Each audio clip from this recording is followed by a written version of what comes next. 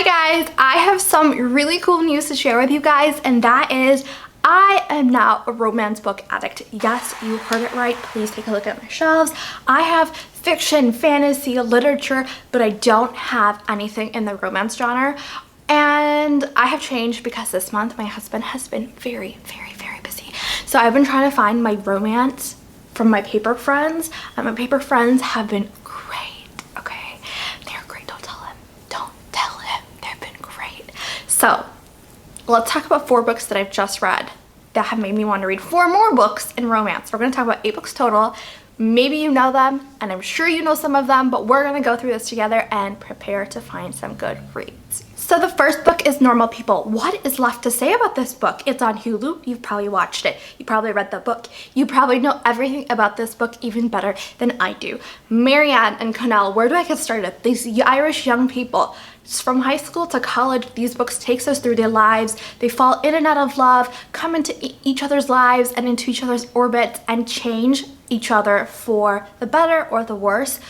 Find out in the book if you haven't read it. And oh my god, it's not just about romance, it's about the effect of having a person that you can be yourself with.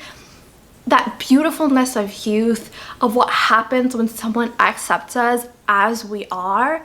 In this book, oh my god, there's nothing crazy sad in this book, but something about it, the humanity about it that Sally Rooney puts into her characters, into her character-driven novel. Oh my god, it makes me feel something deep. The next book is Beach Read by Emily Henry. Wow, was this book beautiful. It's flirtatious, it's fun, it's romantic, it's sad, it deals with grief, it deals with writing. 2 writers, January and Augustus, are living next to each other in Lake Michigan on 2 beach houses, and they both have known each other since college, and when they find out that they're next door neighbors, they start like getting together, helping each other with their writing, talking about what works in their life and what doesn't. And January is going through a huge problem. Her dad has passed away and she cannot grieve because the day of the funeral she found out that her dad had a mistress. And the mistress and him used to live in the exact beach house that she is living at. And so she cannot grieve properly for her father. And in this novel, her and Augustus work together basically to get over their writing issues, their childhood issues, their parental traumas. And at the same time, the book is so much fun. There's so much flirtatious banter going back and forth between the 2 main characters. And I just love the whole setting, the whole like inner discovery, and the way the romance makes them better people and makes them whole. Like, it doesn't make them whole, they make themselves whole, and that's how it makes them fall in love with each other. And I just found that immensely incredible. And then when I posted a review about this book on Instagram, I found out my cousin is actually an editor for the author Emily Henry, and that the next book is coming out May 11th. It's called People We Meet on Vacation, and I'm so incredibly excited about it. I think I should ask my cousin to send me an ARC advanced reading copy of the novel because, oh my god, Beach Read was so good. And my cousin says that this book is going to be even better than Beach Read, and Beach Read has been getting rave reviews. Honestly, this book is the one, along with Sally Rooney's book, that totally pulled me into the fantasy, into the romance world, and has made me a true believer in the romance genre. The next book I want to talk about is Writers and Lovers by Lily King. Wow, was this book beautiful. It's also about grief and death and writers, just like Beach Read, but it has nothing to do with humor. It's not humorous. It's it's heavy. This book will make you cry. It's about Casey, who's 30 years old. She has a great education from Duke University, but she's still a waitress. She's trying to write her novel and she cannot write it. She's stuck, especially because her mom passed away, and she cannot get over the death. Everything reminds her of her mother. Biking to work reminds her of her mother. The geese remind her of her mother. Her achievements that she gets in her life remind her of her mother, and everything makes her so sad. She meets 2 men throughout the course of this novel, and they both have a lasting impact on her. Oscar is an older man, and he has 2 young children, and oh my god, that's a spoiler. Oh my god, that's a spoiler. Oh my god, girls and guys are gonna kill me. Anyways, this novel by Lily King, what can I say?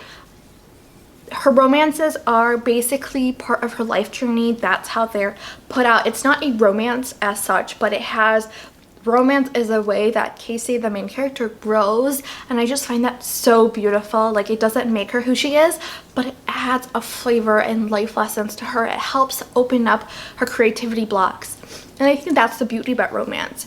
It really helps your creativity as a writer. Honestly, like, let me talk about my own life. YouTube would not have been possible without my husband. Like, falling in love and just loving without judgment, without a cap on your creative soul and your creative spirituality. I don't know how to say it. Like, that gets unbridled and opened, and it gets released into the world, and when it does, you change. And even if your relationship doesn't work out, and if your relationship breaks down, or someone dies, you have that part of you, that creative soul that got untapped with that romance. And definitely in this book and in Beach Read, that is a concept. And I am a writer. I write for myself currently. So I totally understand that aspect of romance, and I think Lily King did it beautifully. And I'm gonna give you a trigger warning. Both of those books, this book and Beach Read, are really triggering if you've recently lost a parent or you're still not over a parent's loss or a close one's loss. I think it can be really tough, especially this book, because it has no actual humor in it. It's just poetic and beautiful and just kind of a slice of life, but much deeper. The next book is The Wife Upstairs by Rachel Hawkins. I got this in December as my book of the month pick, and it's a modern twist on Jane Eyre. It's really good. It's really fun. It's not a exact like dupe of Jane Eyre, but it's so good. Jane is a dog walker in a rich neighborhood, falls in love with Eddie, and she becomes Mrs. Rochester. And it's just, everything that happens in here is just so fun. It's just a thriller. It's just good. It's just, which Mrs. Rochester will get her happy ending? Like, that is so much fun. And the modern setting, the snobbiness of the neighborhood, everything is perfect. It's just great. It's fun. It's not as deep as the other novels I spoke of, but oh, is it good. So those are the 4 novels that got me into romance. So here are 4 other novels that I am going to read in celebration of, first of all, my romance binge and the fact that my husband is so busy. But the third thing that I want to celebrate is Women's History Month, and these are all women-centric books. So this book that I want to read is Memoirs of a Geisha by Arthur Golden. And now, yes, I said geisha and Arthur Golden in the same sentence. Golden is a white American man, and geishas are courtesans from the ancient past in Japan. They still exist, but not to the same extent that they did at the 20th century. But the thing is, he is a white American man writing in the perspective of a 20th century Japanese courtesan, a geisha. And I just feel like that's inauthentic, but this was a literary bestseller, and Golden did do his research. He did interview a geisha that this memoir is based on, in extensive interviews, extensive research, and he does have a degree, a master's in Japanese history and Japanese art, and I think he's lived in Japan for a while. I think it would be super interesting to go back and read the memoir that the actual geisha that he interviewed to write this novel wrote about in her memoir, and that way I can compare the both of them. I think I'm going to release a video on comparing both of the books, and I think that'd be really cool to see what he got right and what he got wrong. And this book is a romance novel. It is at once romantic, erotic, suspenseful, and completely unforgettable. I mean, I hope it's unforgettable in a good way. We'll see. Now, Anna Karenina by Leo Tolstoy has been sitting on my shelf probably as long as Memoirs of a Geisha has been. I've been wanting to read this book since forever, since the dawn of time, but the sheer size, it's like as thick as my face. I'm just so intimidated by it. Like, it's like, I'm hoping it's better than Les Mis. Les Mis was overwhelming for me, but this book might be a little bit more swallowable. This book is set in Imperial Russia, and it deals with Anna Karenina's affair. She's a married woman, married to a very high noble And she has an affair and she runs away, leaving her kids and her husband behind. And she's in a misogynistic world where she's exiled, and I just think that's so fascinating. She's not the only main character, but her romance is a main plot, and I want to read this and then watch Anne Hathaway's version of this movie because I haven't watched it. I'm a books before movies girl, and what happens is the books never get read and then the movies never get watched. Maybe if I watched the movies before or the TV shows before, I would actually get the books read. Like everyone is watching Bridgerton and then reading the books for Bridgerton. Maybe if I watched the movie, I would be able to swallow this book. I'm hoping this is a good read. I've heard it's a really fast read, so I'm excited. So here's a really fun novel, Take a Hint, Dani Brown by Talia Hibbert. This book, this whole series about the Brown sisters has been getting rave reviews, and this romance is about Dani, a woman who does not believe in love. Like, she just doesn't want it. She thinks it's too much work. She doesn't want to maintain a relationship.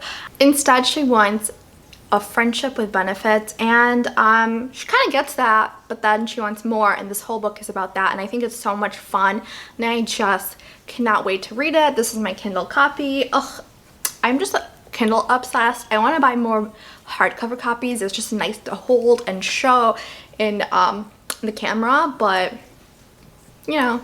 So this is the last book, Crazy Stupid Bromance by Lisa K. Adams, and just look at this cover. There's a cat on it. The main character, she owns a cat cafe, yeah, called Toe Beans, and oh my god, Toe Beans are my favorite thing ever. I sniff Toe Beans like 10 times, no, 20, nah, 50 times a day. I love Magnus's Toe Beans. Magnus is my cat. And I just, this cover, this is a purely like, I got this book because of the cover kind of book, and I just cannot wait to read a book about a cat-centric romance. Like, having a cat cafe is my dream, and this book is all about falling in love in the cat cafe. Like, oh my god, oh my god. So that's it for this video. Let me know which romances you've already read from this list and which ones you are gonna read because of this video. Give me a thumbs up and press subscribe. Thank you.